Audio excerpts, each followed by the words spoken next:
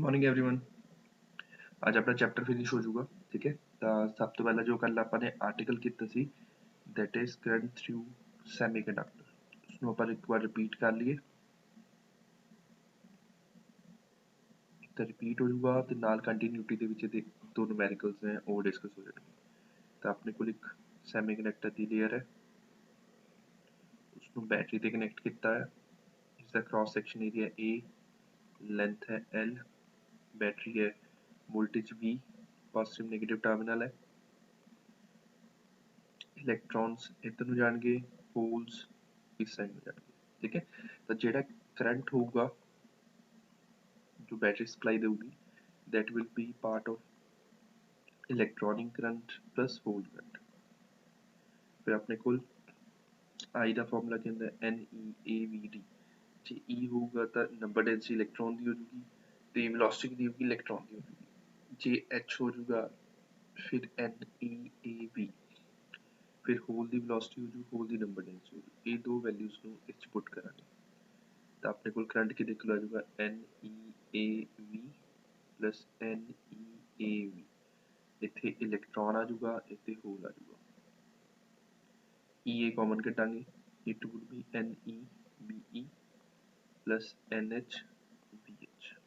ठीक है, हुण एक होर चीज़ है इस वास्ते ओम्स लॉ की कहता है V is equal to IR। ठीक है, तो V is equal to I into R की value to L by A। फिर अपने को करंट की बन जू VA बाई रू L, फिर V बाई L की बन जू अपने को EA बाई रू, क्योंकि इलेक्ट्रिक फील्ड के अंदर न्यूमेरिकली V बाई L तो पुट कर देंगे EA by rho is equal to EA NV plus NV H चला ए नाले कैंसिल हो गया।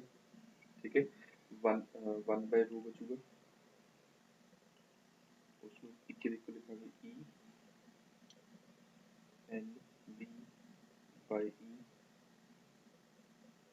Plus NV by E। तो आपने किया E नु राइट साइड ले जाए, वन बाय रू नु सिग्मा लिख लिया, ये बन गया E into NE new E plus NH new H। दोबारा नोट कर लो फॉर्मूले नु, सिंपल है औखा नहीं है बट यस प्रैक्टिस जरूरी है। जे यदि आप स्पेशल केस देखते हैं फोर N टाइप NH की NE की होगा very much greater than NH, तो अपने को सिग्मा के देखो बनूंगा E टाइम्स NE क्योंकि फॉर N टाइप और P टाइप की बनू अपने को sigma is equal to E into mu H NH। ये अपने को बन जाएगा और P टाइप। E टाइप वास्ते ये वैल्यू है, N टाइप वास्ते ऊपर ही वैल्यू है। ठीक है, सिंपल आपको औखा नहीं है बस ध्यान नाल देखो। वैसे भी जी कंडक्टिविटी होंगी है सिग्मा मतलब कंडक्टिविटी इलैक्ट्रॉन वास्ते, फ्री इलैक्ट्रॉन वास्ते हमेशा ज़्यादा होंगी है एज कंपेयर टू जो अपने को होल होता है। ठीक है, सिंपल इनू चाहे दोबारा नोट कर लो तरीके नाल, दोबारा नोट कर लोगे तो प्रैक्टिस हो जाएगी, होर कुछ नहीं है। इन्हें मैं न्यूमेरिकल डिस्कस कर रहा हूँ। इस वीडियो में पॉज करो तो नोट करो, सारे नोट करना। हूँ अपने को न्यूमेरिकल्स ने दो तीन कट्ठे न्यूमेरिकल्स ने जिस फॉर्मूला भी आ जाऊगा। A pure silicon has 10⁻16 free electrons per meter cube. A sample of pure silicon is taken with size of 2 centimeter, 2 centimeter and 1 mm. Calculate number of free electrons and holes। तो सब तो पहली गल कर रहा हो उन्हें क्या किए है प्योर सिलिकॉन है, प्योर का मतलब जिन्ने इलेक्ट्रॉन्स होंगे उन्ने ही होल्स होंगे। अच्छा जी, फिर उसके बाद साइज किया था 2 इंटू 2 इंटू 1। ਤਾਂ ਆਪਣੇ ਕੋਲ ਜਿਹੜਾ n ਹੁੰਦਾ ਉਹ ਕਿਹਦੇ ਕੋਲ ਹੁੰਦਾ total number of electrons by volume. ਤਾਂ ਟੋਟਲ ਨੰਬਰ ਕਿੰਨਾ ਆ ਜਾਊਗਾ ਵੋਲਿਊਮ ਇਨਟੂ ਸਮਾਲ n ਕਿੰਨਾ ਦਿੱਤਾ ਹੈ 10^16 ਦਿੱਤਾ ਹੈ। ਵੋਲਿਊਮ ਕਿਵੇਂ ਕੱਢਾਂਗੇ 2 ਸੈਂਟੀਮੀਟਰ ਮੀਟਰ 'ਚ ਕਨਵਰਟ ਕੀਤਾ 2 ਸੈਂਟੀਮੀਟਰ ਨੂੰ ਮੀਟਰ 'ਚ ਕਨਵਰਟ ਕੀਤਾ 1 mm ਹੈ ਉਸਨੂੰ ਮੀਟਰ 'ਚ ਕਨਵਰਟ ਕਰ ਲਿਆ। ਠੀਕ ਹੈ ਤੇ ਆਪਣੇ ਕੋਲ ਕੀ ਆ ਗਿਆ ਵੋਲਿਊਮ ਆ ਗਿਆ ਮੀਟਰ ਕਿਊਬ ਦੇ ਵਿੱਚ ਜੋ ਆਪਾਂ ਨੂੰ ਦਿੱਤਾ ਹੈ 10^16 free electrons per meter cube ਤਾਂ ਮੀਟਰ ਕਿਊਬ ਇਹਦੇ ਨਾਲ ਕੈਂਸਲ ਹੋਊਗਾ। ਆਪਣੇ ਕੋਲ ਕਿੰਨਾ ਬਚੂ 2 4 6 7 ਤਾਂ ਆਪਣੇ ਕੋਲ total number of free electrons ਕਿੰਨੇ ਬਚਣਗੇ 4 into 10^9 ਇਹੀ total number of free electrons ਹੋਣਗੇ ਇੰਨੇ ਹੀ total number of free holes ਹੋਣਗੇ ਬਿਕੋਜ਼ ਪਿਓਰ ਸੈਮੀਕੰਡਕਟਰ ਵਿੱਚ ਜਿੰਨੇ ਬੌਂਡਸ ਬ੍ਰੇਕ ਕਰਦੇ ਨੇ ਉਨੇ ਹੀ ਇਲੈਕਟ੍ਰॉन्स ਅਵੇਲੇਬਲ ਹੁੰਦੇ ਨੇ ਤੇ ਉਨੇ ਹੀ ਆਪਣੇ ਕੋਲ ਹੋਲਸ ਅਵੇਲੇਬਲ ਹੁੰਦੇ ਨੇ। ਠੀਕ ਹੈ ਤੇ ਜਿੰਨੇ ਆਪਣੇ ਕੋਲ ਬੌਂਡ ਟੁੱਟਣਗੇ ਉਨੇ ਆਪਣੇ ਕੋਲ ਇਲੈਕਟ੍ਰॉन्स ਮਿਲਣਗੇ ਉਨੇ ਹੀ ਆਪਣੇ ਕੋਲ ਹੋਲਸ ਅਵੇਲੇਬਲ ਹੋਣਗੇ। ਤਾਂ ਸਭ ਤੋਂ ਪਹਿਲਾ ਕਿਹੜਾ ਕੁਐਸਚਨ ਹੋ ਗਿਆ ਪਿਓਰ ਸੈਮੀਕੰਡਕਟਰ ਦਾ। ਨੈਕਸਟ ਵਾਲਾ ਫਿਰ ਆਪਣੇ ਕੋਲ ਕੀ ਆ ਜਾਊਗਾ ਇੰਪਿਓਰ ਦਾ ਮਤਲਬ ਆਪਾਂ ਇਹਦੇ 'ਚ ਇੰਪਿਓਰਿਟੀ ਗੈਟ ਕਰਾਂਗੇ। ਸਟੇਟਮੈਂਟ ਦੇਖ ਲਓ pure silicon is doped with aluminium doped with aluminium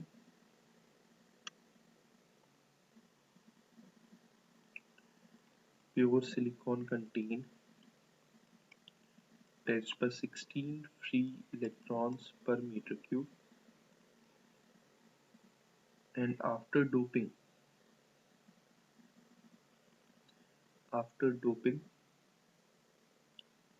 with aluminium whole concentration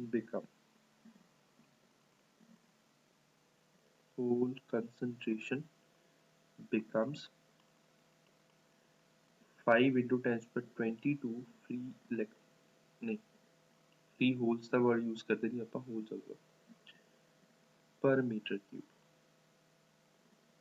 ठीक है सब तो पहले find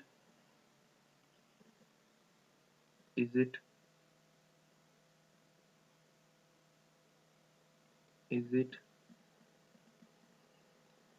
n type or p type। second electron density after doping।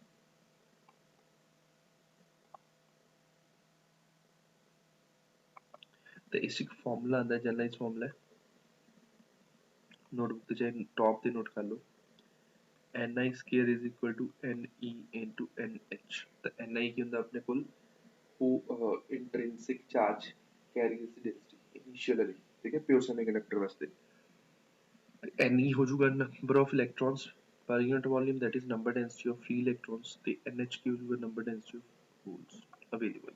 ਠੀਕ ਹੈ ਸਭ ਤੋਂ ਪਹਿਲੀ ਗੱਲ क्वेश्चन ਦੇ ਵਿੱਚ ਦੇਖੋ ਉਸਨੇ ਕੀ ਕਿਹਾ ਹੈ ਕਿ ਜਿਹੜਾ ਪਿਓਰ ਐਲੂਮੀਨੀਅਮ ਹੈ जो प्योर सिलिकॉन है उसਨੂੰ ਆਪਾਂ ਨੇ ਐਲੂਮੀਨੀਅਮ ਪਾਇਆ ਐਲੂਮੀਨੀਅਮ ਹੁੰਦਾ ਆਪਣੇ ਕੋਲ ਟ੍ਰਾਈਵੈਲੈਂਟ ਇੰਪਿਓਰਿਟੀ ਟ੍ਰਾਈਵੈਲੈਂਟ ਹੈ ਤੇ ਬਣ ਜਾਊਗਾ p ਟਾਈਪ। ਤਾਂ ਪਹਿਲਾ ਆਨਸਰ ਤਾਂ ਆ ਗਿਆ ਕੀ ਆ ਗਿਆ ਆਪਣੇ ਕੋਲ ਕਿ p ਟਾਈਪ ਸੈਮੀਕੰਡਕਟਰ ਬਣ ਰਿਹਾ ਬਿਕੋਜ਼ ਇਸ ਦੇ ਵਿੱਚ ਆਪਾਂ ਨੇ ਟ੍ਰਾਈਵੈਲੈਂਟ ਇੰਪਿਓਰਿਟੀ ਨੂੰ ਐਡ ਕੀਤਾ। ठीक है फिर दूसरा वाला कर दिया सेकंड वाला उसने क्या है कि अपन ने नंबर डेंसिटी फाइंड करनी है अपन की दी है होल की डेंसिटी दी है मतलब अपने को NH गिवन है 5 into 10^22 अपने को Ni गिवन है कितना गिवन है प्योर सेमीकंडक्टर 10^16 अपन ने की फाइंड करना है होल डेंसिटी फाइंड करनी है हो गया सॉरी इलेक्ट्रॉन डेंसिटी फाइंड करनी है हो गया किवें Ni square is equal to Ne into NH तो Ni कितना 10^16 the square is equal to Ne into 10^16 एक मिनट NH जो अपन को गिवन है that is 5 into 10^22 गिवन है तो Ne के इक्वल बन जाऊगा it would be equal to 10^16 का डबल कितना 32 डिवाइड बाय 5 into 10^22 तो सॉल्व करके कितना होता है 2 into 10^9 free electrons पर मीटर क्यूब आंसर हो गया। ठीक है, तो स्टेटमेंट द्वारा देख लो कि प्योर सिलिकॉन है ਜਿਹਦੇ ਵਿੱਚ ਆਪਾਂ ਨੇ ਐਲੂਮੀਨੀਅਮ ਦੀ ਇੰਪਿਓਰਿਟੀ ਐਡ ਕੀਤੀ ਹੈ। ਇਨੀਸ਼ੀਅਲ ਲੈਵਲ ਤੇ ਇਸ ਦੀ ਕੰਸੈਂਟ੍ਰੇਸ਼ਨ ਕਿੰਨੀ ਸੀ pure semiconductor the, that was 16 per meter cube, but after doping ਇਹ ਕਿੰਨੀ ਹੋਗੀ, after doping ਇਹ ਬਣ ਗਈ, ਹੋਲ ਦੀ concentration ਬਣ ਗਈ 5 into 10 per 22। ठीक है, अपन एक तो इलेक्ट्रॉन की टॉपिक फाइंड करनी कंसंट्रेशन, एक अपन फाइंड करना है कि कितनी इलेक्ट्रॉन की कंसंट्रेशन बन जाएगी आफ्टर डोपिंग। सिंपल, फिर अपन एक फॉर्मूला लगाता Ni square is equal to Ne into NH।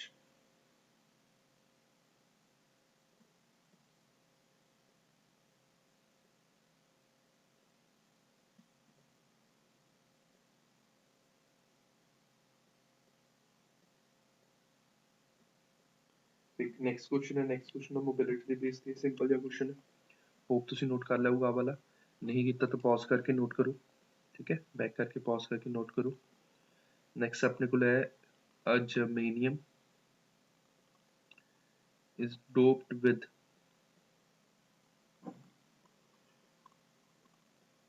pentavalent impurity and after doping electron concentration become 5 into 10 to the 22 per meter cube and whole concentration become 2 into 10 to the 9 per meter cube। फिर mobility of free electron is 5 and whole is 2 in germanium। ठीक है, find the conductivity।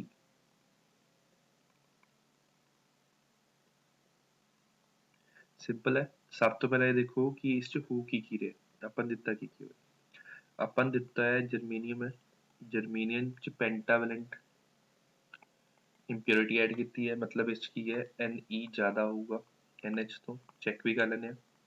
Ne कितना दिता है 5 into 10 per 22, NH कितना दिता है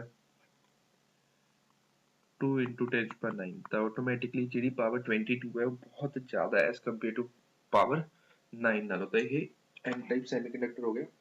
तो ਇਹਦੇ ਵਿੱਚ सिग्मा ਦੀ वैल्यू कितनी बनूगी, it would be E into Ne into mu E, because NH की ये काफ़ी छोटा, उसमें अपन निगलेक्ट कर सकते हैं। mu E दिता है 5, mu H दिता है 2, और दिता है 2 से 5। E की वैल्यू 1.6 10 to the minus 19, Ne की value 10 5 into 10 to the 22, mu E की वैल्यू 5, तो सिग्मा की वैल्यू कितनी बन गई पर ओम पर मीटर हुई यूनिट्स। ठीक है, 25 25 400 4 आ गए, 4 इंटू 10 पर 4 पर ओम पर मीटर होगी, दैट इज सिग्मा। ठीक है, तो सिग्मा की कंडक्टिविटी यूनिट्स की है पर ओम पर मीटर, तो ये हो गया अपने को value of sigma, that is conductivity of n type semiconductor when it is doped with pentavalent impurity। Simple है क्वेश्चन। ठीक है, एक नेक्स्ट क्वेश्चन आ जाता है सिंपल जैसे कोर, बट एक बार यही नोट कर लो, फिर नेक्स्ट करते हैं आप।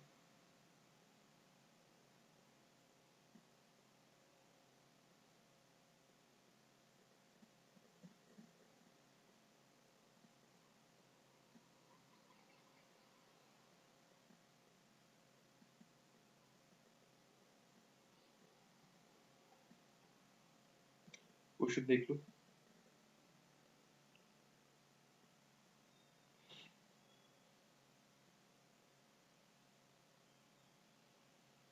Energy gap between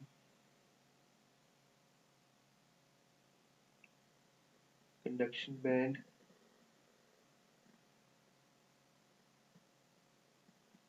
and valence band in silicon atoms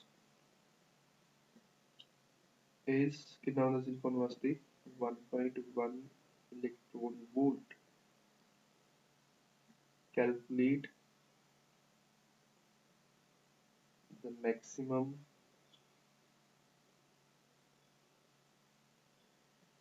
wavelength of light which is required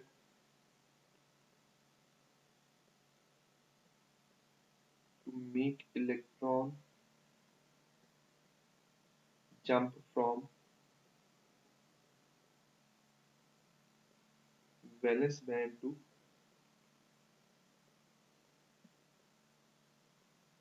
conduction band.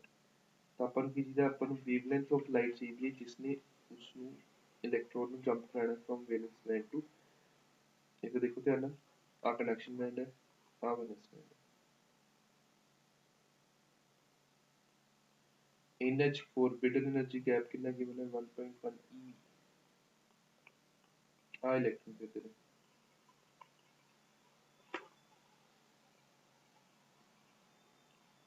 ਹੁਣ ਆਪਾਂ ਨੂੰ એનર્ਜੀ ਆਪਾਂ ਮਤਲਬ ਜਿਹੜੀ એનર્ਜੀ ਸਪਲਾਈ ਕਰਾਂਗੇ ਇਸ ਨੂੰ ਕਿਸ ਫਾਰਮੈਟ ਚ ਕਰਾਂਗੇ ਜਾਂ ਤਾਂ ਹੋਊਗੀ ਹੀਟ ਦੇ ਫਾਰਮੈਟ ਚ ਇਲੈਕਟ੍ਰੋਨ ਨੂੰ ਸੋ ਦੈਟ ਇਟ ਜੰਪ ਕਰ ਜਾਵੇ ਠੀਕ ਹੈ ਜਾਂ ਤਾਂ ਹੀਟ ਦੇ ਫਾਰਮੈਟ ਚ ਕਰਾਂਗੇ ਜਾਂ ਫਿਰ ਲਾਈਟ ਦੇ ਫਾਰਮੈਟ ਚ ਕਰਾਂਗੇ ਜਿਹੜੀ ਲਾਈਟ ਦੇ ਫਾਰਮੈਟ ਚ ਆਪਾਂ ਹੀਟ એનર્ਜੀ ਸਪਲਾਈ ਕਰਾਂਗੇ ਇਲੈਕਟ੍ਰੋਨ ਨੂੰ ਸੋ ਦੈਟ ਉਹ ਜੰਪ ਕਰੇ from valence band to conduction band ਉਸਦੀ ਵੇਵਲੈਂਥ ਫਾਈਂਡ ਕਰਨੀ ਹੈ ठीक है तो सिंपल जो फॉर्मूला ध्यान ਨਾਲ देखो E is equal to hc by lambda E the value ਕਿੰਨੀ ਹੈ 1.1 ev hc by lambda lambda the value solve ਕਰ ਲਓ hc by 1.1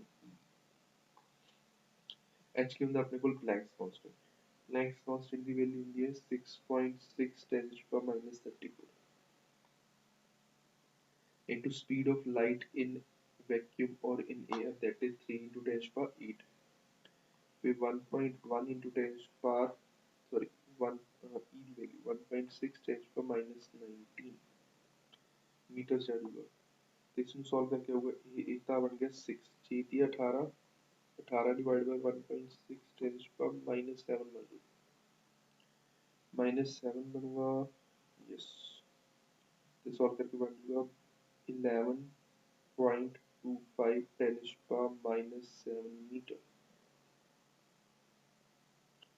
value that this is the maximum wavelength which is required to make the electron jump from valence band to conduction band by jumping the energy gap of 1.1 electron volt. ठीक है चर्चा note कर लो simple या कुछ note करने का easy है this is not a difficult one this is a simple one.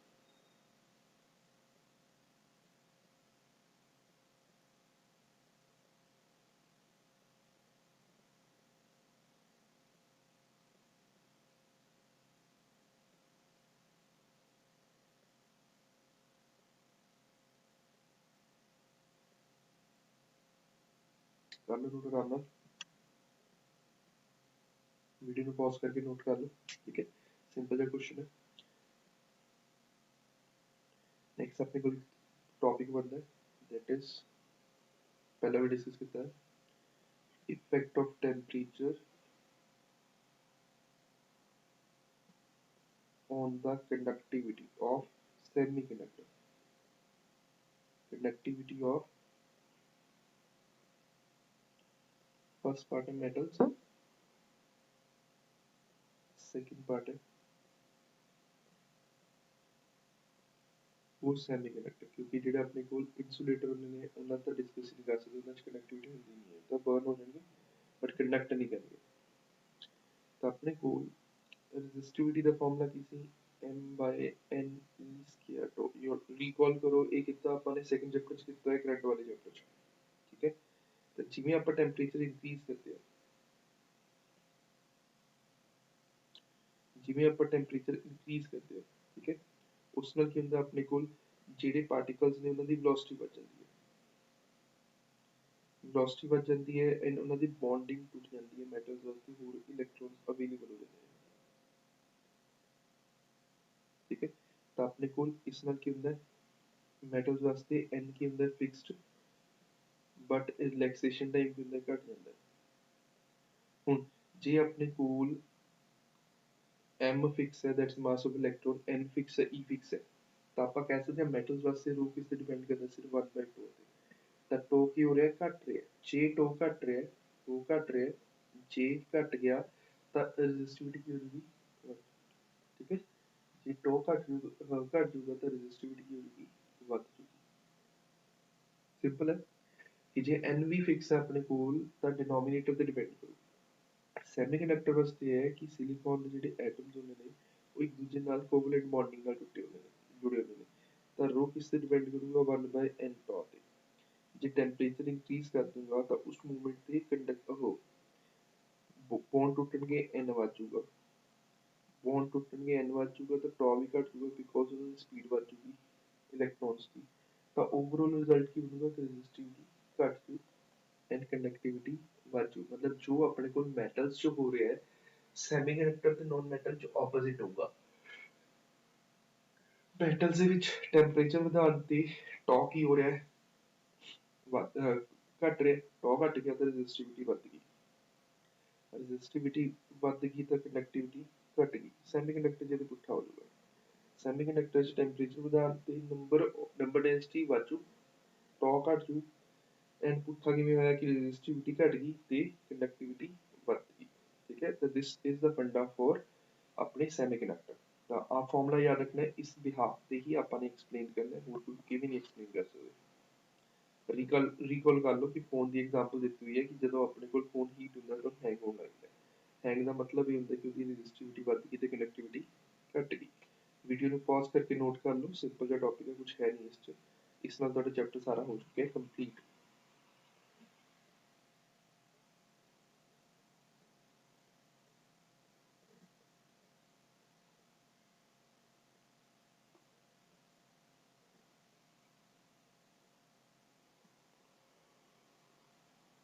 ਹੁਣ ਨੈਕਸਟ ਚੈਪਟਰ ਦਾ ਇੱਕ ਟੌਪਿਕ ਕਰਨਾ ਆਪਾਂ ਨੇ, ਠੀਕ ਹੈ ਮੇਨ, ਬਟ ਉਹ ਹੈ 5 ਮਾਰਕਸ ਦਾ ਟੌਪਿਕ ਹੈ, ਲੈਂਥੀ ਹੈ, ਧਿਆਨ ਨਾਲ ਸਮਝਣ ਦੀ ਟਰਾਈ ਕਰਿਓ, ਠੀਕ ਹੈ।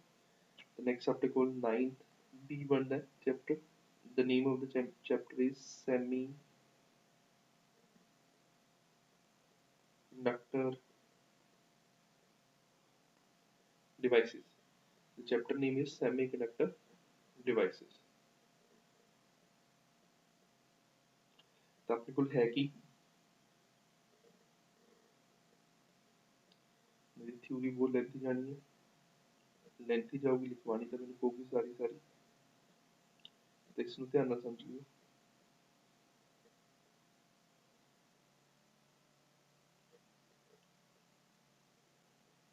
ਤਾਂ ਆਪਣੇ ਕੋਲ ਇੱਕ ਸਾਈਡ ਹੋ ਜਾਊਗਾ P ਟਾਈਪ, ਇੱਕ ਲਵਾਂਗੇ N ਟਾਈਪ ਕ੍ਰਿਸਟਲਸ ਨੂੰ, ਦੋਨਾਂ ਨੂੰ ਅਟੈਚ ਕਰਤਾ।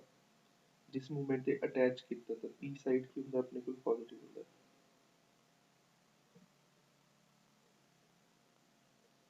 N ਸਾਈਡ ਕੀ ਹੁੰਦਾ ਨੈਗੇਟਿਵ। ਹੁਣ ਜਿਹੜੇ ਇੱਥੇ ਜੰਕਸ਼ਨ ਦੇ ਨੇੜੇ ਹੋਣਗੇ ਇਲੈਕਟ੍ਰੋਨਸ, ਫ੍ਰੀ ਇਲੈਕਟ੍ਰੋਨਸ ਹੋਣਗੇ, ਉਹ ਜੰਕਸ਼ਨ ਕ੍ਰਾਸ ਕਰਕੇ ਫਿਲਿੰਗ ਸਟਾਰਟ ਕਰ ਦੇਣਗੇ, ਠੀਕ ਹੈ।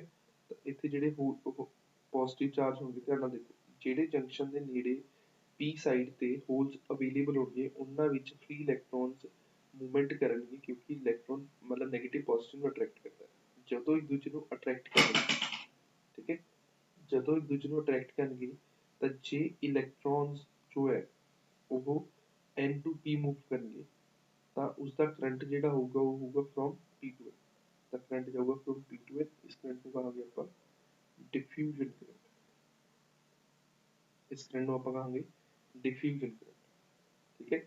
ਜਦੋਂ ਆਪਾਂ P ਤੇ N ਟਾਈਪ ਕ੍ਰਿਸਟਲਸ ਨੂੰ ਇੱਕ ਦੂਜੇ ਨੂੰ ਅਟੈਚ ਕਰਾਂਗੇ ਤਾਂ ਜਿਹੜੀ ਜੰਕਸ਼ਨ ਹੋਊਗੀ ਜਿੱਥੇ ਜੁਆਇਨ ਕਰਾਂਗੇ ਉਸ ਤੇ ਜਿਹੜੇ N ਸਾਈਡ ਤੇ ਫ੍ਰੀ ਇਲੈਕਟ੍ਰੋਨਸ ਹੋਣਗੇ ਉਹ P ਸਾਈਡ ਦੇ ਹੋਲਸ ਦੇ ਵੱਲ ਅਟਰੈਕਟ ਹੋਣਗੇ, ਅਟਰੈਕਟ ਹੋ ਕੇ ਉਹਨਾਂ 'ਚ ਫਿਲਿੰਗ ਸਟਾਰਟ ਕਰਨਗੇ, ਠੀਕ ਹੈ। ਐਕਸੈਪਟਰ ਜਿਵੇਂ ਪਿਓਰਿਟੀ ਕਹਿੰਦੇ ਆਪਾਂ ਉਸ ਨੂੰ, ਜਦੋਂ ਇਲੈਕਟ੍ਰੋਨਸ ਮੂਵ ਕਰਨਗੇ from N to P side. ਹੁਣ ਸਿਰਫ ਸੁਣ ਲਓ ਤੇ ਡਾਇਗਰਾਮ ਡਰੋ ਕਰ ਲਓ, ਥਿਊਰੀ ਸਾਰੀ ਲਿਖਵਾਉਣੀ ਹੈ ਮੈਨੇ, ਠੀਕ ਹੈ।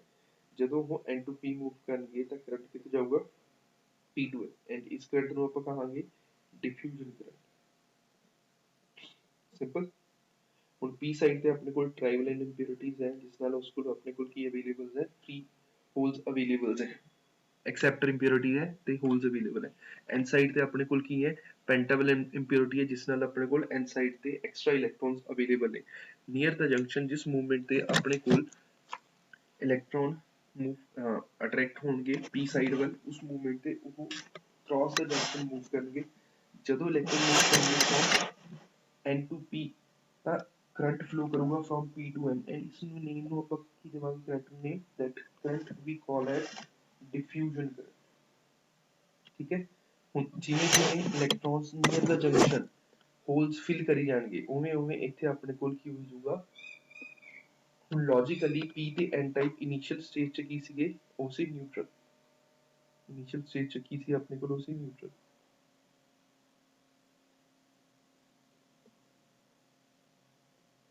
ਤਾਂ ਆਪਣੇ ਕੋਲ ਕੀ ਹੋ ਜਾਊਗਾ, ਇੱਥੇ ਇੱਕ ਜੰਕਸ਼ਨ ਜੀ ਕ੍ਰੀਏਟ ਹੋ ਜੂਗੀ, ਜਿਹਦੇ ਵਿੱਚ ਆਪਣੇ ਕੋਲ ਚਾਰਜ ਇਕੱਠਾ ਹੋ ਜਾਊਗਾ। ਹੁਣ ਜਦੋਂ n ਸਾਈਡ ਤੇ ਇਲੈਕਟ੍ਰੋਨ p ਸਾਈਡ ਤੇ ਫਿਲਿੰਗ ਸਟਾਰਟ ਕਰਨਗੇ, ਤਾਂ p ਸਾਈਡ ਤੇ ਆਪਣੇ ਕੋਲ ਚਾਰਜ ਇਕੱਠਾ ਹੋ ਜਾਊਗਾ, ਦੈਟ ਇਜ਼ ਨੈਗੇਟਿਵ ਚਾਰਜ, ਕਿਉਂਕਿ ਪਹਿਲਾਂ ਕੀ ਸੀ, ਉਹ ਨਿਊਟਰਲ ਸੀ। ਠੀਕ ਹੈ, ਹੁਣ ਇਲੈਕਟ੍ਰੋਨ ਜਿੱਥੋਂ ਛੱਡ ਕੇ ਜਾਣਗੇ, ਮਤਲਬ ਐਵੇਂ ਮੂਵ ਕੀਤਾ ਨਾ, ਤਾਂ ਪਿੱਛੇ ਕੀ ਚਾਰਜ ਛੱਡ ਜਾਣਗੇ, ਪਿੱਛੇ ਚਾਰਜ ਰਹਿ ਜਾਊਗਾ ਉਹਨਾਂ ਕੋਲ ਪੋਜ਼ਿਟਿਵ ਚਾਰਜ। ਤਾਂ ਪਿੱਛੇ ਰਹਿ ਜਾਊਗਾ ਪੋਜ਼ਿਟਿਵ ਚਾਰਜ, ਅੱਗੇ ਕੀ ਸੀ ਆਪਣੇ ਕੋਲ, ਨੈਗੇਟਿਵ ਚਾਰਜ। ਠੀਕ ਹੈ, ਹੁਣ ਜਿਵੇਂ ਇਸ ਸਾਈਡ ਤੇ ਆਪਣੇ ਕੋਲ ਫਿਲਿੰਗ ਹੋਗੀ, ਸਾਰੇ ਜਿੰਨੇ ਵੀ ਆਪਣੇ ਕੋਲ ਹੋਲਸ ਨੇ ਫਿਲ ਹੋ ਗਏ ਕਿਸ ਸਾਈਡ ਤੇ, p ਸਾਈਡ ਤੇ, ਜਿੱਥੇ ਤੁਹਾਨੂੰ ਮਾਰਕਰ ਦਿਖ ਰਿਹਾ, ਤਾਂ ਇੱਥੇ ਜਦੋਂ ਫਿਲਿੰਗ ਹੋਗੀ ਉਹਨਾਂ ਤੇ ਨੈਗੇਟਿਵ ਚਾਰਜ ਆ ਗਿਆ, ਤਾਂ ਉਹ ਫਰਦਰ ਇਲੈਕਟ੍ਰੋਨ ਦੇ ਮੋਸ਼ਨ ਨੂੰ ਵੀ ਕਰਨਗੇ, ਸਲੋ ਕਰਨਗੇ। ਇਟ ਮੀਨਸ ਜਿਹੜੇ ਇਲੈਕਟ੍ਰੋਨ ਦਾ ਮੋਸ਼ਨ ਹੈ from n side to p type, ਤਾਂ ਸਲੋ ਹੋਊਗਾ। ਜੇ ਇਲੈਕਟ੍ਰੋਨ ਦਾ motion n to p slow ਹੋਊਗਾ, ਤਾਂ ਡਿਫਿਊਜ਼ਨ ਕਰੰਟ ਕੀ ਕਰੂਗਾ, ਡਿਕਰੀਜ਼ ਕਰੂਗਾ ਵਿਦ ਪੈਸੇਜ ਆਫ ਟਾਈਮ। ਸਮਝੇ, ਜਿਵੇਂ ਆਪਣੇ ਕੋਲ ਜੰਕਸ਼ਨ ਦੇ ਅਕ੍ਰੋਸ ਇਲੈਕਟ੍ਰੋਨਸ ਨੇ n ਤੋਂ p ਮੂਵ ਕਰਕੇ ਉਹਨਾਂ ਦੇ ਵੈਕੈਂਸੀਜ਼ ਨੂੰ ਫਿਲ ਕਰਤਾ, ਉੱਥੇ ਨੈਗੇਟਿਵ ਚਾਰਜ ਆ ਗਿਆ, ਪਿੱਛੇ ਪੋਜ਼ਿਟਿਵ ਚਾਰਜ ਆ ਗਿਆ, ਤਾਂ ਫਰਦਰ ਇਲੈਕਟ੍ਰੋਨਸ ਦੇ ਮੋਸ਼ਨ ਨੂੰ ਉਹ ਕੀ ਕਰਨਗੇ, ਅਪੋਜ਼ ਕਰਨਗੇ, ਕਿਉਂਕਿ ਉਹਨਾਂ ਤੇ ਨੈਗੇਟਿਵ ਚਾਰਜ ਹੈ, ਇਲੈਕਟ੍ਰੋਨ ਤੇ ਨੈਗੇਟਿਵ ਚਾਰਜ ਹੈ, ਤਾਂ ਇੱਕ ਦੂਜੇ ਨੂੰ ਕੀ ਕਰਨਗੇ, ਉਹ ਅਪੋਜ਼ ਕਰਨਗੇ। ਜਦੋਂ ਇਲੈਕਟ੍ਰੋਨ ਦਾ ਮੋਸ਼ਨ ਅਪੋਜ਼ ਹੋਊਗਾ, ਤਾਂ ਉਸ ਮੂਵਮੈਂਟ ਤੇ ਡਿਫਿਊਜ਼ਨ ਕਰੰਟ ਜਿਹੜਾ ਪਹਿਲਾਂ ਜਨਰੇਟ ਹੋ ਰਿਹਾ ਸੀ, ਉਹਦੀ ਕੁਆਂਟੀਟੀ ਵੀ ਘਟੂਗੀ। ਠੀਕ ਹੈ, ਇੱਕ ਪੁਆਇੰਟ ਇਹੋ ਜਿਹਾ ਹੋਊਗਾ ਕਿ ਜਦੋਂ ਜੰਕਸ਼ਨ ਦੇ ਅਕ੍ਰੋਸ ਕਾਫੀ ਜ਼ਿਆਦਾ ਕੁਆਂਟੀਟੀ ਦੇ ਵਿੱਚ ਹੋਲਸ ਫਿਲ ਹੋ ਜਾਣਗੇ, ਤਾਂ ਉੱਥੇ ਨੈਗੇਟਿਵ ਚਾਰਜ ਆ ਗਿਆ, ਜਿਸ ਨਾਲ ਕੀ ਹੋਊਗਾ ਕਿ ਜਿਹੜੇ ਇਲੈਕਟ੍ਰੋਨ ਹੋਰ ਆ ਰਹੇ ਨੇ, ਉਹ ਕੀ ਹੋਣਗੇ, ਵਾਪਸ ਧੱਕਣਾ ਸਟਾਰਟ ਹੋ ਜਾਣਗੇ। ਤਾਂ ਜਿਹੜੇ ਇਲੈਕਟ੍ਰੋਨਸ ਹੋਰ ਪਹੁੰਚ ਰਹੇ ਨੇ, ਉਹ ਵਾਪਸ ਧੱਕਣਾ ਸਟਾਰਟ ਹੋ ਜਾਣਗੇ, ਐਂਡ ਇਸ ਵਰਡਿੰਗ ਨੂੰ ਆਪਾਂ ਕਹਾਂਗੇ ਡ੍ਰਿਫਟਿੰਗ ਆਫ ਇਲੈਕਟ੍ਰੋਨਸ। ਇਸ ਵਰਡਿੰਗ ਨੂੰ ਆਪਾਂ ਕਹਾਂਗੇ ਡ੍ਰਿਫਟਿੰਗ ਆਫ ਇਲੈਕਟ੍ਰੋਨਸ। ਕਿੱਥੋਂ ਹੋਊਗਾ, from p side to n side. ਹੁਣ ਜਦੋਂ ਇਲੈਕਟ੍ਰੋਨ ਡ੍ਰਿਫਟ ਕਰਨਗੇ ਫਰੋਮ p to n, ਤਾਂ ਕਰੰਟ, ਜੇ ਮਤਲਬ p to n electrons drift ਕੀਤੇ ਹੈ, ਤਾਂ ਕਰੰਟ ਕਿੱਧਰ ਜਾਊਗਾ, n to p। ਤਾਂ ਇਸ ਕਰੰਟ ਨੂੰ ਆਪਾਂ ਕਹਾਂਗੇ drift current, that is moving from n to p। ਤਾਂ ਡ੍ਰਿਫਟ ਕਰੰਟ ਮੂਵ ਕਰੂਗਾ n to p। with the passage of time drift current increase करूँ and diffusion current decrease करूँ।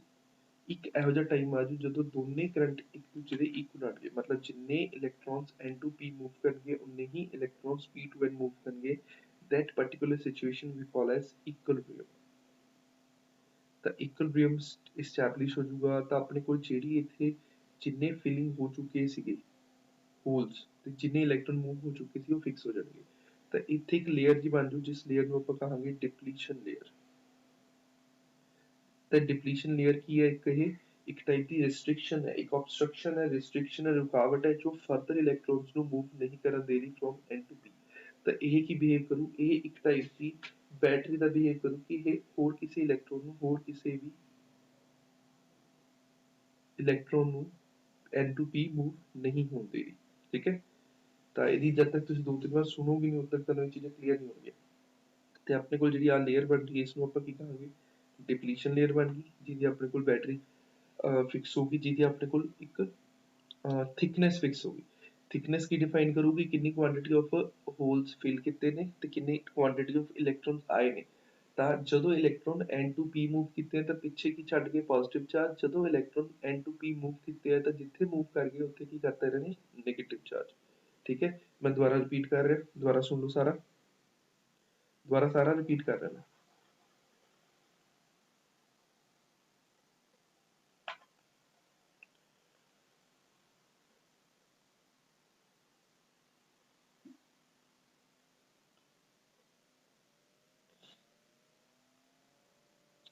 ਜਦੋਂ ਆਪਾਂ P ਤੇ N ਜੰਕਸ਼ਨ ਜੁਆਇਨ ਕਰਾਂਗੇ ਤਾਂ ਉਸ ਮੂਵਮੈਂਟ ਤੇ ਜਿਹੜੇ N 'ਚ ਐਕਸਟਰਾ ਇਲੈਕਟ੍ਰੋਨਸ ਹੋਣਗੇ ਉਹ P ਦੇ ਹੋਲਸ ਵੱਲ ਅਟਰੈਕਟ ਹੋਣਗੇ, ਤਾਂ ਉਹ ਕੀ ਕਰਨਗੇ P ਦੇ ਹੋਲਸ ਵੱਲ ਅਟਰੈਕਟ ਹੋਣਗੇ। ਜਦੋਂ electrons N to P move ਕਰ ਰਹੇ ਨੇ ਉਸ ਮੂਵਮੈਂਟ ਤੇ ਜਿਹੜਾ ਕਰੰਟ ਜਾਊਗਾ, ਇਹ ਇਲੈਕਟ੍ਰੋਨ ਦਾ ਮੋਸ਼ਨ ਹੈ, ਠੀਕ ਹੈ, ਜੋ ਕਰੰਟ ਜਾਊਗਾ ਉਹ ਕਿੱਥੋਂ ਹੋ ਜਾਊਗਾ, ਉਹ ਹੋ ਜਾਊਗਾ ਆਪਣੇ ਕੋਲ ਐਰੋਜ਼ ਉਸ ਅਕੋਰਡਿੰਗ ਮਾਰਕ ਕਰਦਾ ਜਿਵੇਂ ਪਹਿਲਾਂ ਕੀਤੇ ਸੀਗੇ। ਜਦੋਂ ਇਲੈਕਟ੍ਰੋਨ ਮੂਵ ਕਰਨਗੇ N to P ਤਾਂ ਉਸ ਮੂਵਮੈਂਟ ਤੇ ਕਰੰਟ ਕਿੱਧਰ ਹੋ ਜਾਊਗਾ ਆਪਣੇ ਕੋਲ, current wood B from P to N, ਤਾਂ ਕਰੰਟ ਕਿੱਥੋਂ ਹੋ ਗਿਆ ਫਰੋਮ P to N ਆਊਗਾ। ਇਸ ਕਰੰਟ ਨੂੰ ਆਪਾਂ ਕਹਾਂਗੇ ਡਿਫਿਊਜ਼ਨ ਕਰੰਟ, ਤਾਂ ਇਸ ਕਰੰਟ ਨੂੰ ਕੀ ਕਹਾਂਗੇ ਆਪਾਂ ਡਿਫਿਊਜ਼ਨ ਕਰੰਟ। ਜਿਵੇਂ ਜਿਵੇਂ ਕ੍ਰਾਸ ਦਾ ਜੰਕਸ਼ਨ ਹੋਲਸ ਫਿਲ ਹੋਈ ਜਾਣਗੇ ਤਾਂ ਬਿਫੋਰ ਫਿਲਿੰਗ ਆਪਣੇ ਕੋਲ ਦੋ ਟਾਈਪ ਦੇ ਸੈਮੀਕੰਡਕਟਰ ਸੀਗੇ, ਇੱਕ ਸੀ P ਟਾਈਪ, ਇੱਕ ਸੀ N ਟਾਈਪ, ਦੋਨਾਂ ਤੇ ਨਿਊਟਰਲ ਚਾਰਜ ਸੀ, ਦੋਨਾਂ ਤੇ ਜ਼ੀਰੋ ਚਾਰਜ ਸੀ। ਪਰ ਜਦੋਂ ਇਲੈਕਟ੍ਰੋਨਸ ਮੂਵ ਕਰਨਗੇ ਹੋਲਸ ਫਿਲ ਕਰਨਗੇ ਤਾਂ ਉੱਥੇ ਕੀ ਚਾਰਜ ਆ ਜਾਊਗਾ ਨੈਗੇਟਿਵ, ਤੇ ਪਿੱਛੇ ਕੀ ਚਾਰਜ ਆ ਜਾਊਗਾ ਪੋਜ਼ਿਟਿਵ, ਠੀਕ ਹੈ। ਤਾਂ ਆਪਣੇ ਕੋਲ P to N ਮੂਵ ਕਰੂਗਾ diffusion current with passage of time, ਜਿਵੇਂ ਜਿਵੇਂ ਆਪਣੇ ਕੋਲ ਹੋਲਸ ਜ਼ਿਆਦਾ ਫਿਲ ਹੋਈ ਜਾਣਗੇ ਉਵੇਂ ਉਵੇਂ ਉਹਨਾਂ ਦੀ ਕੰਸਨਟ੍ਰੇਸ਼ਨ ਇਲੈਕਟ੍ਰੋਨਸ ਦੀ P ਸਾਈਡ ਤੇ ਵੱਧਦੀ ਜੂਗੀ। ਉਹ ਫਰਦਰ ਮੋਸ਼ਨ ਆਫ ਇਲੈਕਟ੍ਰੋਨਸ ਨੂੰ ਅਪੋਜ਼ ਕਰਨਗੇ, ਸਲੋ ਡਾਊਨ ਕਰਨਗੇ, ਤਾਂ ਆਪਣੇ ਕੋਲ ਕੀ ਹੋ ਜਾਊਗਾ ਕਿ ਜਿਹੜਾ ਡਿਫਿਊਜ਼ਨ ਕਰੰਟ ਹੈ ਉਹ with passage of time decrease ਕਰੂਗਾ due to high concentration of electrons near the junction in P side, ਠੀਕ ਹੈ। ਕੁਝ ਟਾਈਮ ਬਾਅਦ ਜਦੋਂ ਆਪਣੇ ਕੋਲ ਕਾਫੀ ਜ਼ਿਆਦਾ ਫੀਲਿੰਗ ਹੋ ਜੂਗੀ ਉਸ ਮੂਵਮੈਂਟ ਤੇ ਲੇਅਰਸ ਬਣ ਜਾਣਗੀਆਂ ਜਿਸ ਨੂੰ ਆਪਾਂ ਕਹਾਂਗੇ ਡਿਪਲੀਸ਼ਨ ਲੇਅਰ। ਇਸ ਡਿਪਲੀਸ਼ਨ ਲੇਅਰ ਦੇ ਵਿੱਚ P ਸਾਈਡ ਤੇ ਕੋਈ ਵੀ ਹੋਲ ਖਾਲੀ ਨਹੀਂ ਹੈ, ਸਾਰਿਆਂ 'ਚ ਇਲੈਕਟ੍ਰੋਨ ਭਰ ਗਏ, ਤੇ N ਸਾਈਡ ਤੇ ਡਿਪਲੀਸ਼ਨ ਲੇਅਰ ਉਹ ਹੋਊਗੀ ਜਿਹਦੇ ਵਿੱਚ ਕੋਈ ਵੀ ਫ੍ਰੀ ਇਲੈਕਟ੍ਰੋਨ ਅਵੇਲੇਬਲ ਨਹੀਂ ਹੈ, ਸਾਰੇ ਇਲੈਕਟ੍ਰੋਨਸ ਕਿੱਥੇ ਮੂਵ ਕਰਕੇ P ਸਾਈਡ ਤੇ ਮੂਵ ਕਰ ਗਏ। ਹੁਣ ਇੱਥੇ ਇੱਕ ਪੋਜ਼ਿਟਿਵ ਤੇ ਨੈਗੇਟਿਵ ਚਾਰਜ ਡਿਵੈਲਪ ਹੋ ਗਿਆ ਜਿਹਦੀ ਕੁਆਂਟੀਟੀ ਵੱਧ ਜਾਂਦੀ ਹੈ, ਤੇ ਇਹ ਪੋਜ਼ਿਟਿਵ ਤੇ ਨੈਗੇਟਿਵ ਚਾਰਜ ਇੱਕ ਇਲੈਕਟ੍ਰਿਕ ਫੀਲਡ ਜਨਰੇਟ ਕਰਦੇ ਨੇ, ਪਹਿਲਾਂ ਨਹੀਂ ਦੱਸਿਆ ਸੀ, ਦੱਸਿਆ ਇੱਕ ਇਲੈਕਟ੍ਰਿਕ ਫੀਲਡ ਜਨਰੇਟ ਕਰਦੇ ਨੇ, ਠੀਕ ਹੈ। ਇਹ ਪੋਜ਼ਿਟਿਵ ਨੈਗੇਟਿਵ ਚਾਰਜ ਇੱਕ ਇਲੈਕਟ੍ਰਿਕ ਫੀਲਡ ਜਨਰੇਟ ਕਰਨਗੇ, ਐਂਡ ਆਲਸੋ ਜਿਹੜੇ ਇੱਥੇ ਨੈਗੇਟਿਵ ਜ਼ਿਆਦਾ ਹੋ ਚੁੱਕਿਆ ਹੈ ਉਹ ਫਰਦਰ ਇਲੈਕਟ੍ਰੋਨਸ ਨੂੰ ਪੁਸ਼ ਕਰਨਗੇ ਫਰੋਮ P to N, ਕਿਉਂਕਿ ਉਹਨਾਂ ਦੀ ਕੁਆਂਟੀਟੀ ਉੱਥੇ ਵੱਧ ਗਈ ਹੈ।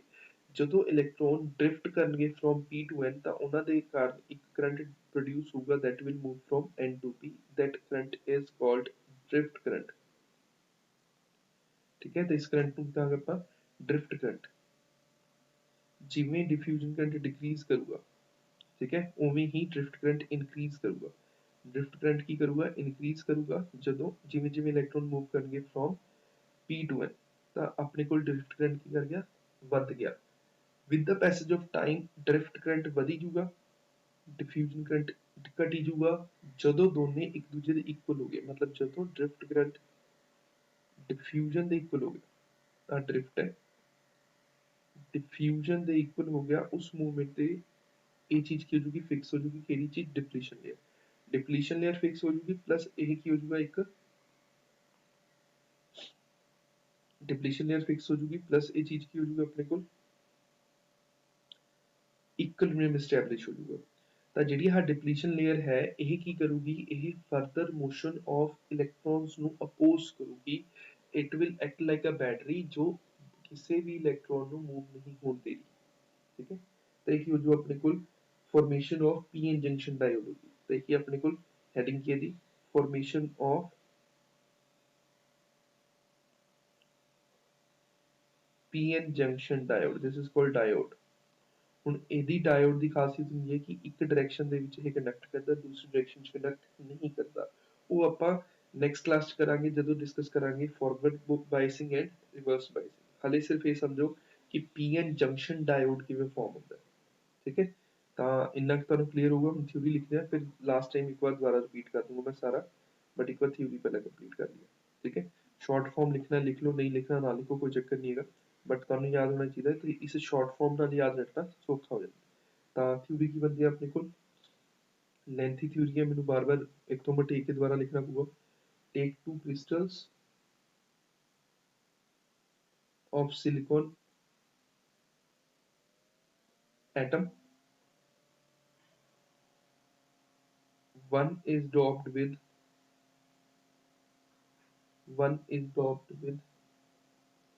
trivalent impurity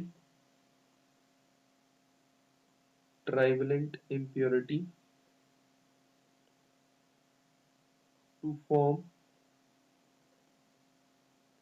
p-type, and other is doped with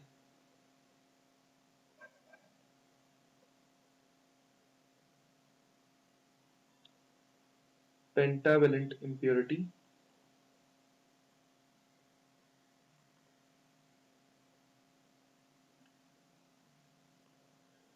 to form n-type। ठीक है, तो दोनों ने करता जब क्रिस्टल्स ਨੂੰ ਇੱਕ ਦੂਜੇ ਦੇ ਕੰਟੈਕਟ ਵਿੱਚ ਲਾਇਆ ਜਾਂਦਾ ਤਾਂ p ਜੰਕਸ਼ਨ ਬਣਦੀ ਹੈ। these crystals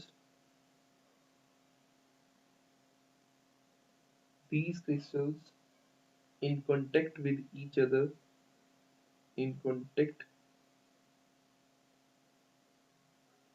with each other forms pn junction diode। ठीक है, in p side number density of holes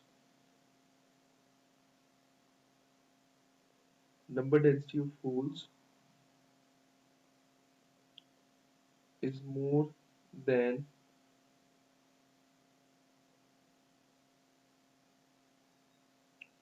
number density of electrons। ठीक है, as trivalent impurity is added।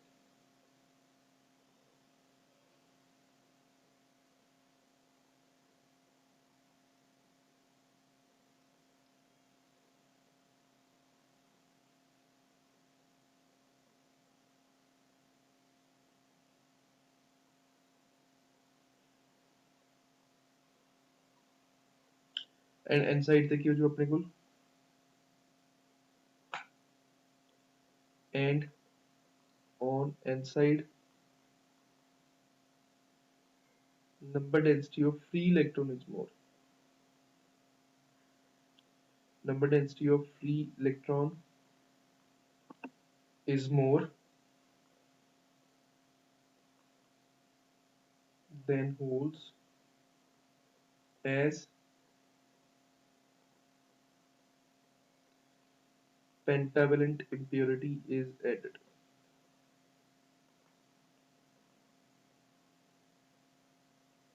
ठीक है, तो n साइड तक ये अपने को pentavalent impurity ऐड की थी जिस चक्कर से होते कि अपने को इलेक्ट्रॉन डेंसिटी ज्यादा है as compared to trivalent impurity।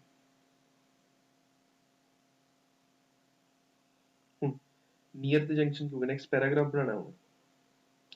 Near the junction ਕੀ ਹੋਊਗਾ, ਜਿਹੜੇ ਐਕਸਟਰਾ ਇਲੈਕਟ੍ਰॉन्स ਨੇ ਉਹ ਸਟਾਰਟ ਕਰਨਗੇ ਹੋਲਸ ਵੱਲ, ਕਿਉਂਕਿ ਹੋਲਸ से ਆਪਾਂ ਐਜ਼ਿਊਮ ਕਰਦੇ ਹਾਂ ਪੋਜ਼ਿਟਿਵ ਚਾਰਜ ਹੈ। ठीक है, मार्कर का कलर भी चेंज कर रहे हैं। Near the junction, next paragraph बना के लिखना, the extra electrons in n side starts moving towards p side to fill the vacant spaces।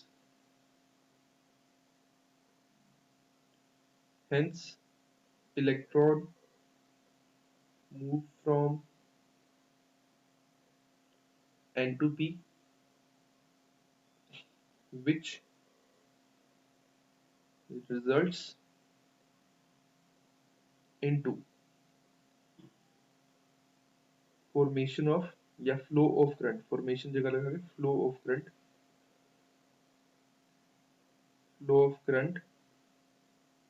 from p to n, and this current is called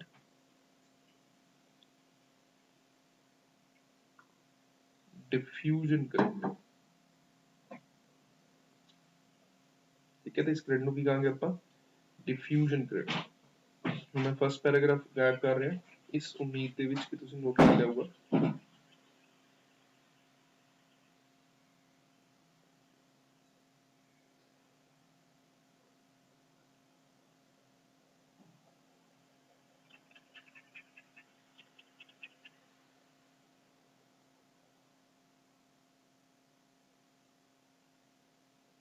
ठीक है। तो diffusion current होगा जिमें जिमें holes filling हो जाएंगे उमें उमें उत्थे नेगेटिव चार्ज डेवलप हो जाएगा, ठीक है। as the electrons move from n side to p side, they leave positive charge behind in n side। तो n side पे कितना चार्ज आ गया positive, and make p side negative due to filling of holes। तो holes से जो filling होगी उस movement के होते चार्ज किया जाएगा नेगेटिव, ठीक है।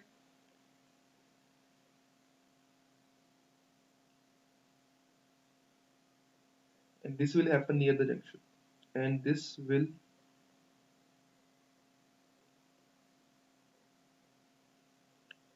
happen near the junction as more electrons and more negative charge increases in p side,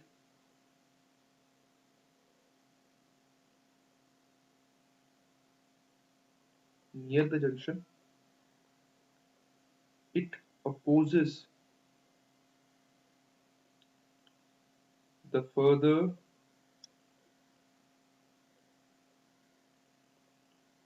motion of electron, hence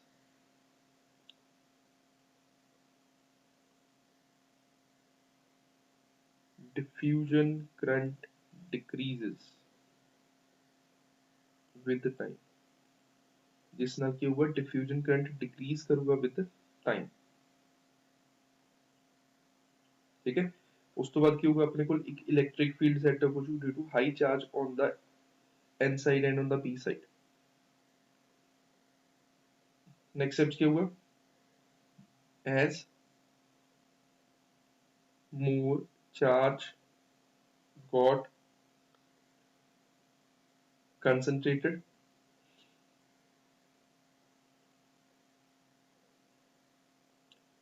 near the junction, an electric field is set up। An electric field is set up from N to P, which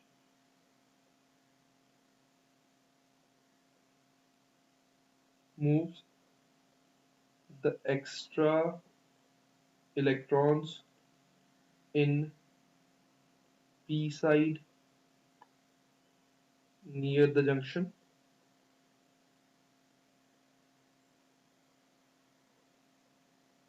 and moves it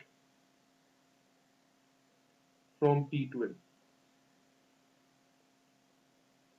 जिमें electron p to n shift करेंगे drift करेंगे, shift कह लो drift कह लो equivalent, as the electron drift from p to n,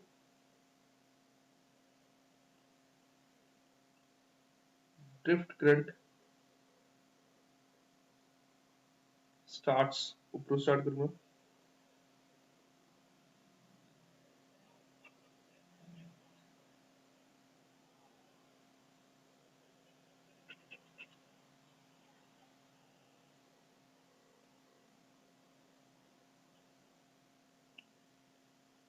drift current starts from, जे हुण अपने कोल drifting of electron हो रही है फ्रॉम p to n ਤਾਂ n to p जाऊगा and it increases with time,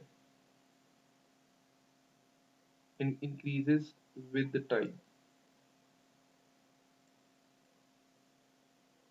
with time diffusion current decreases and drift current increases, and at one time they become equal.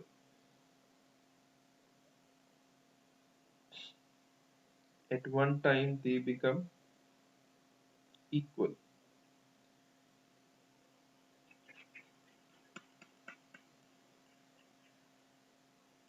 And इस equal वाले ਨੂੰ ਕੀ ਕਹਿੰਦੇ ਆਪਾਂ, ਇਸ ਇਕੁਅਲ ਕੰਡੀਸ਼ਨ ਨੂੰ ਆਪਾਂ ਕਹਾਂਗੇ ਇਕੁਇਲਿਬ੍ਰੀਅਮ।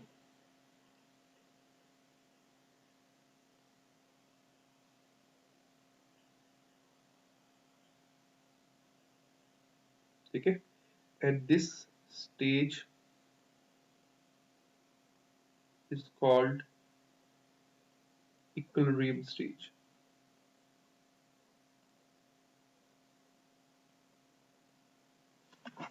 ਜਦੋਂ equilibrium ਆ ਜਾਂਦਾ ਹੈ ਤਾਂ ਇਹ further move ਨਹੀਂ ਕਰਦੇ, ਜਿਹੜੇ ਆਪਣੇ ਕੋਲ depletion layer extra extend ਨਹੀਂ ਕਰੂਗੀ। here a layer called depletion layer is formed near the junction। ठीक है, near the junction एक layer बन जाती है जिसकी thickness fix हो जाती है, whose thickness is fixed। कदों फिक्स होती है, ਜਦੋਂ ਦੋਨਾਂ ਸਾਈਡ ਤੇ ਮੂਵਮੈਂਟ ਬੰਦ ਹੋ ਜਾਂਦੀ ਹੈ। ਫਿਕਸਡ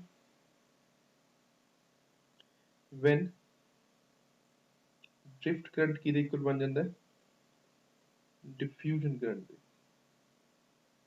ਠੀਕ ਹੈ, ਜਦੋਂ drift current diffusion current ਦੇ ਇਕੁਅਲ ਹੋ ਜਾਂਦਾ ਹੈ ਤਾਂ thickness ਫਿਕਸ ਹੋ ਜਾਂਦੀ ਹੈ depletion layer ਦੀ, ਤੇ it acts as a barrier or battery। ਕਿਵੇਂ ਐਕਟ ਕਰਦਾ ਹੈ, ਇੱਕ ਬੈਰੀਅਰ ਜਾਂ ਬੈਟਰੀ ਜੋ ਅਪੋਜ਼ ਕਰਦਾ ਹੈ ਫਰਦਰ ਮੋਸ਼ਨ ਆਫ ਇਲੈਕਟ੍ਰॉन्स ਨੂੰ, which opposes the motion of electrons from and to। ठीक है, ਤੇ ਆਪਣੇ ਕੋਲ ਕੀ ਬਣ ਜਾਂਦਾ ਹੈ, ਪੀਐਨ ਜੰਕਸ਼ਨ ਡਾਇਓਡ ਬਣ ਜਾਂਦਾ ਹੈ ਜੋ ਕਰੰਟ ਨੂੰ ਫਲੋ ਨਹੀਂ ਕਰਨ ਦਿੰਦਾ, ਇੱਕ ਡਾਇਰੈਕਸ਼ਨ ਚ ਦੂਜੀ ਡਾਇਰੈਕਸ਼ਨ ਚ ਫਲੋ ਕਰਨ ਦਿੰਦਾ ਹੈ। ਥਿਊਰੀ ਇਹਦੀ ਕੰਪਲੀਟ ਹੋ ਗਈ, ਨੋਟ ਕਰ ਲਓ। ठीक है, चाहे वीडियो ਨੂੰ ਪੌਜ਼ ਕਰਕੇ ਨੋਟ ਕਰੋ ਜੇ ਤੁਹਾਡੀ ਨੋਟ ਨਹੀਂ ਹੋਈ ਪ੍ਰੋਪਰਲੀ, ਮਤਲਬ ਜੇ ਕੁਝ ਪਿੱਛੇ ਰਹਿ ਗਿਆ ਤਾਂ ਉਸ ਨੂੰ ਨੋਟ ਕਰੋ। ਫਿਰ ਉਸ ਤੋਂ ਬਾਅਦ ਆਪਾਂ ਕੱਲ ਜਿਹੜਾ ਕਰਾਂਗੇ ਉਸ 'ਚ ਇਹ ਹੋਊਗਾ ਕਿ ਕਦੋਂ ਇਹ ਕੰਡਕਟ ਕਰੂਗਾ, ਕਦੋਂ ਕੰਡਕਟ ਨਹੀਂ ਕਰੂਗਾ। ਤਾਂ ਜਿਸ 'ਚ ਕੰਡਕਟ ਕਰੂਗਾ that particular condition stage is called forward biasing, and ਜਿਸ 'ਚ ਕੰਡਕਟ ਨਹੀਂ ਕਰੂਗਾ that particular stage is called reverse biasing। ਉਹ ਆਪਾਂ ਕੱਲ ਦੀ ਕਲਾਸ 'ਚ ਡਿਸਕਸ ਕਰਾਂਗੇ ਤੇ ਇਸ ਨੂੰ ਦੁਬਾਰਾ ਦੇਖਾਂਗੇ। ठीक है, नोट कर लो पॉज करके वीडियो। आज बस 3 नहीं है।